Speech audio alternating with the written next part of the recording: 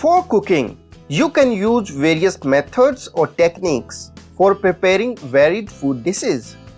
For example, steak and hamburgers are best if grilled, French fries are fried, muffins, cookies are baked, and soup is boiled. So one needs to have a basic idea of which cooking method is right for which kind of food item. One cannot prepare cookies by boiling or frying. Neither can you grill French fries. So in this video, we are going to discuss different methods or techniques of cooking. Cooking methods. The first category is moist heat methods, and the second one is dry heat methods. Now let's discuss them in detail. Moist heat methods. In this method, a liquid is used as a medium to conduct heat. Generally, water is used, but one can also use water-based liquids such as stock, sauces, milk, or steam. These methods are specifically appropriate for preparing pasta, rice, pulses, and vegetables. The different types of moist heat methods are boiling, simmering, poaching, steaming, stewing, and braising. Let's talk about the first one, that is boiling. Boiling means cooking the food in boiling water or water-based liquid such as milk or stock. As many a time the liquid used is water-based and the boiling point of water is 100 degrees Celsius, so it is advisable to keep the temperature at 100 degrees Celsius. Boiling is most relevant to the vegetables. Please note, in boiling, the food is completely immersed in the liquid throughout the entire span of cooking time. In boiling, one can see several bubbles on the surface of the cooking utensil. Generally, vegetable soups are prepared this way. Now, very much similar to boiling method, we have simmering and poaching. Simmering. If we cook the food in liquid just below the boiling point, that is roughly around 85 to 95 degrees Celsius, then it is called simmering. Temperature is kept just below the boiling point, but it is never allowed to boil. High protein food like meat or poultry fare much better when simmered. Poaching. In poaching, the temperature is kept roughly between 70 to 85 degrees Celsius. It takes experience and practice to keep the temperature constant, so that neither it simmer nor start boiling. For example, eggs may be poached. Next we have steaming.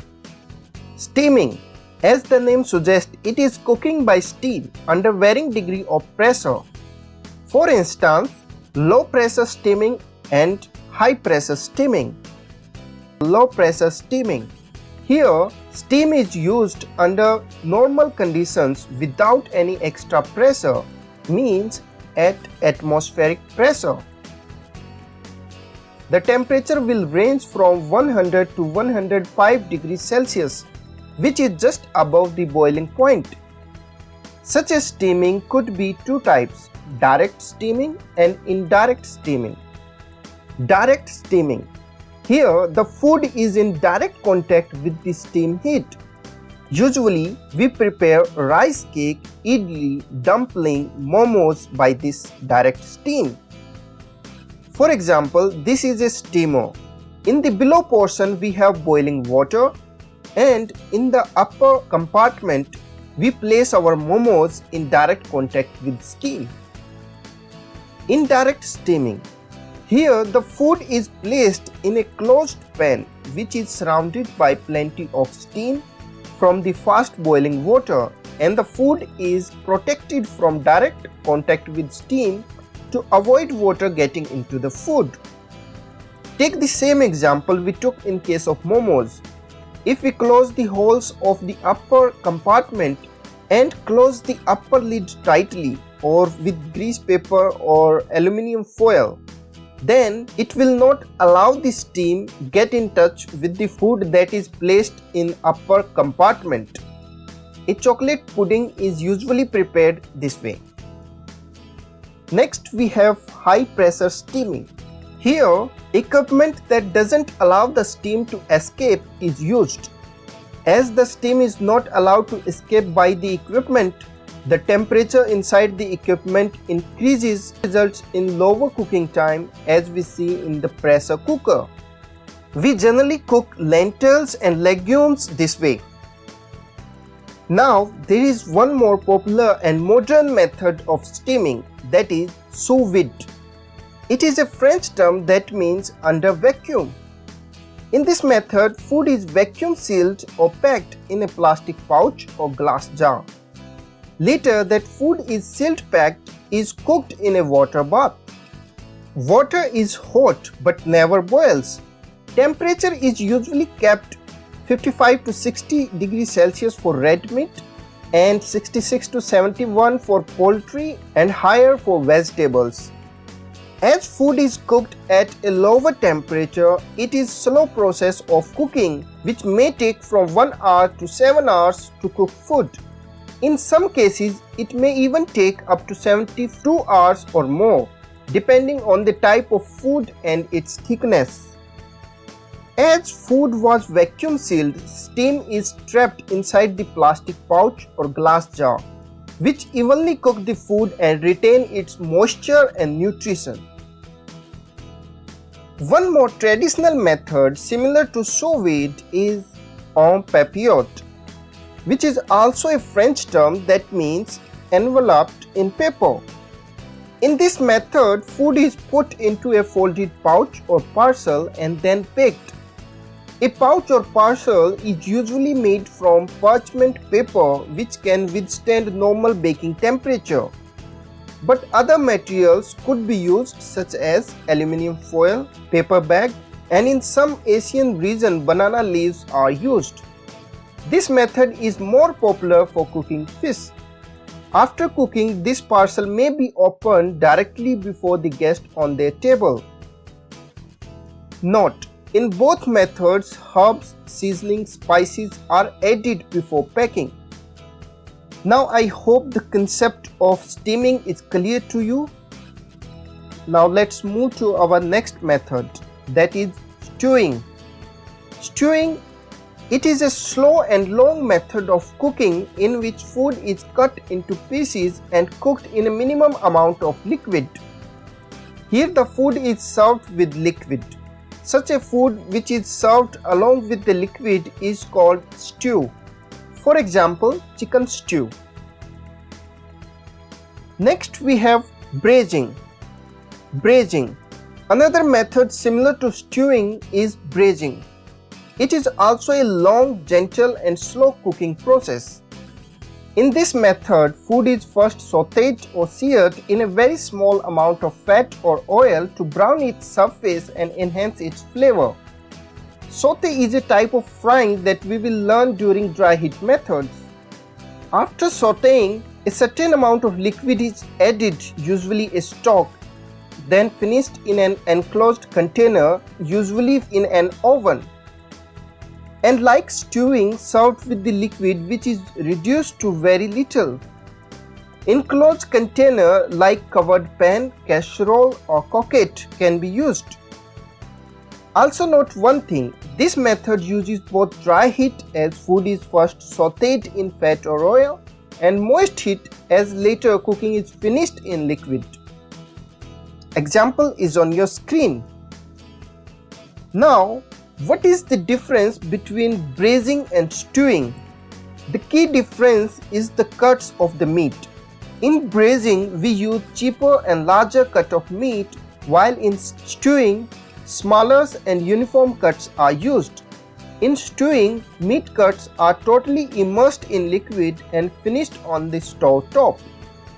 In braising, small quantity of liquid is used which is reduced further and braising is usually finished in the oven.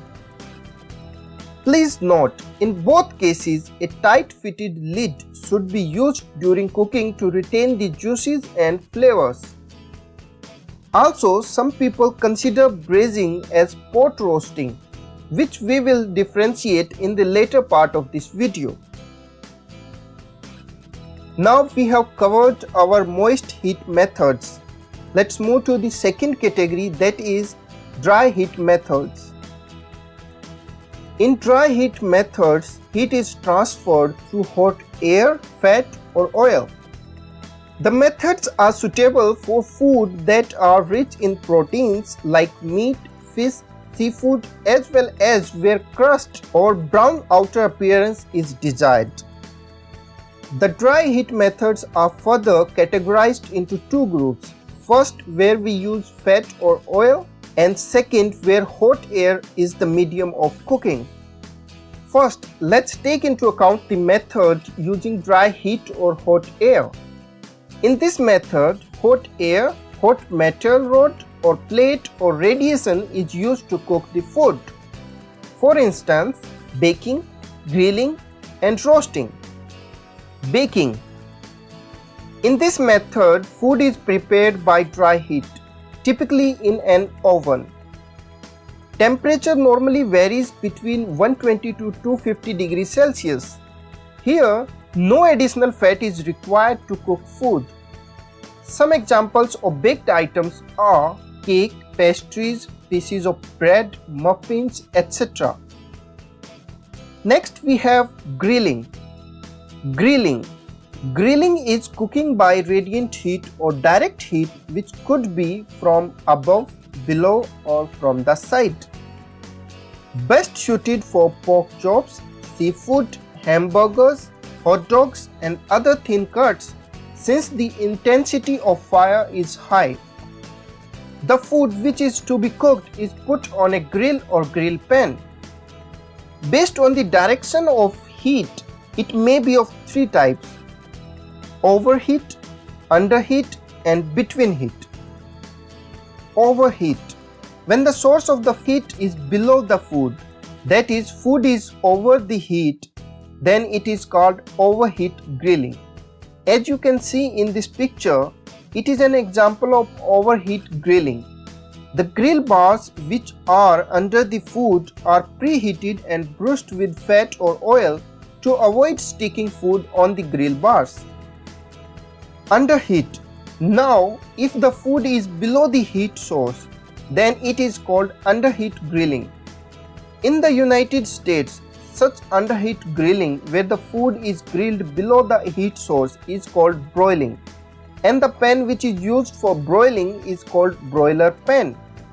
An example of overheat grilling or broiling is salamander. Salamander is an equipment which is used for broiling. Between heat.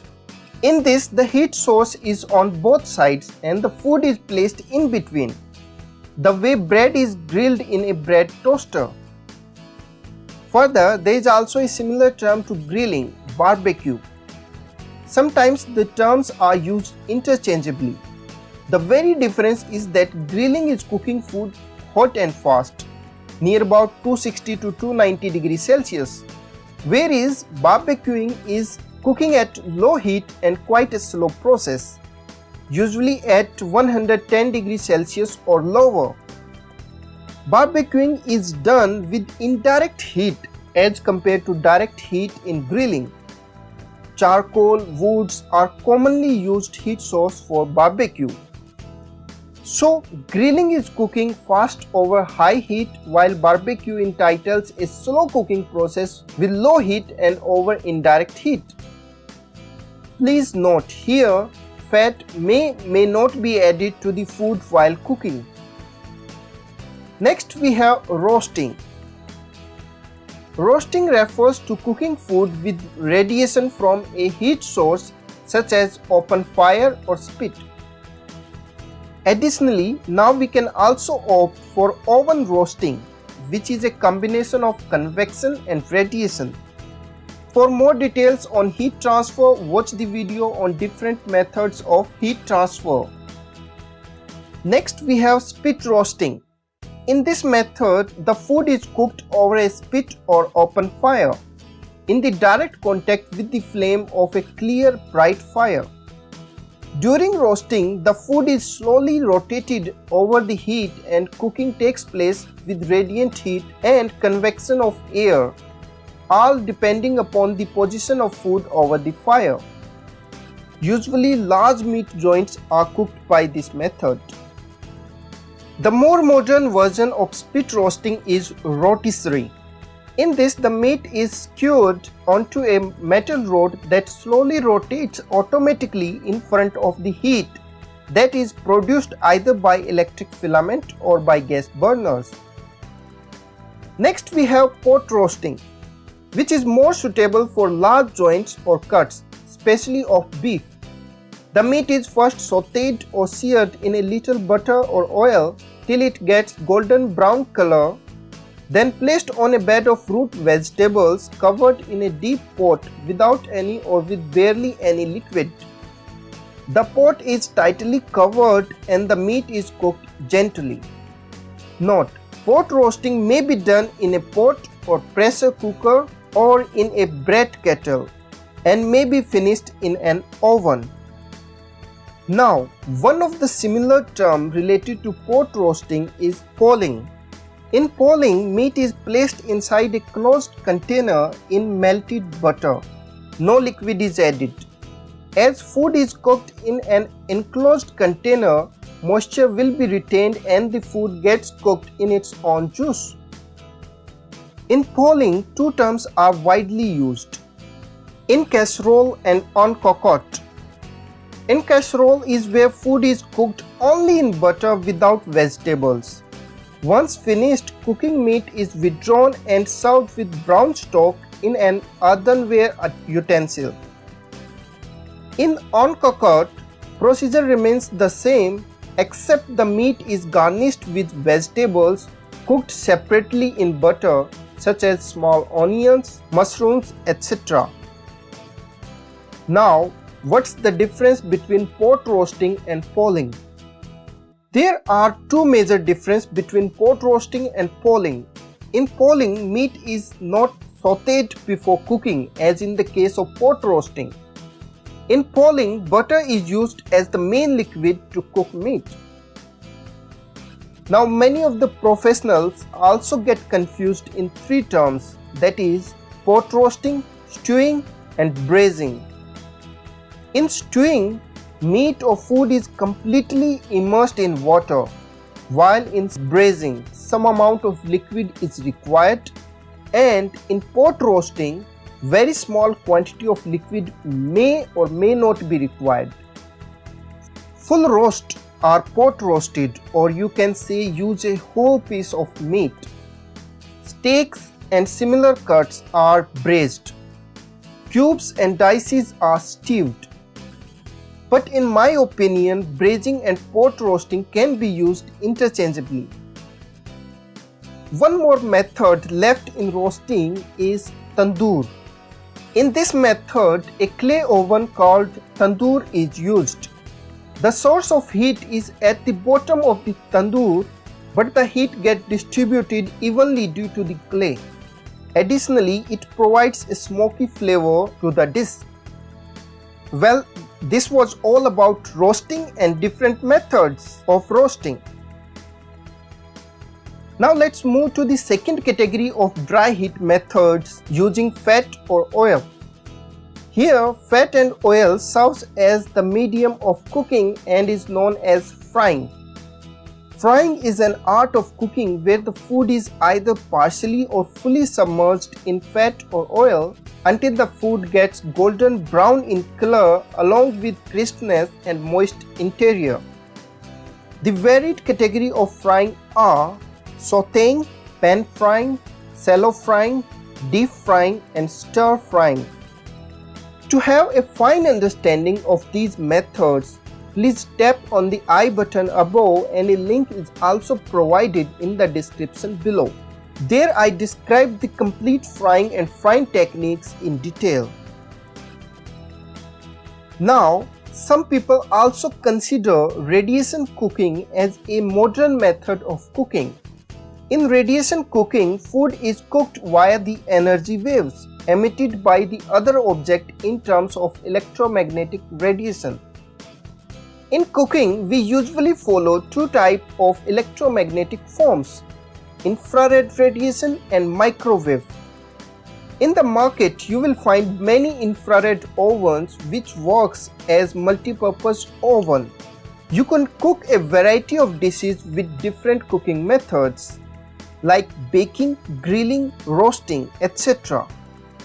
While microwave ovens are very popular for defrosting and reheating pre-cooked food, you may also find the ovens which works on both types of electromagnetic radiation, that is infrared and microwave.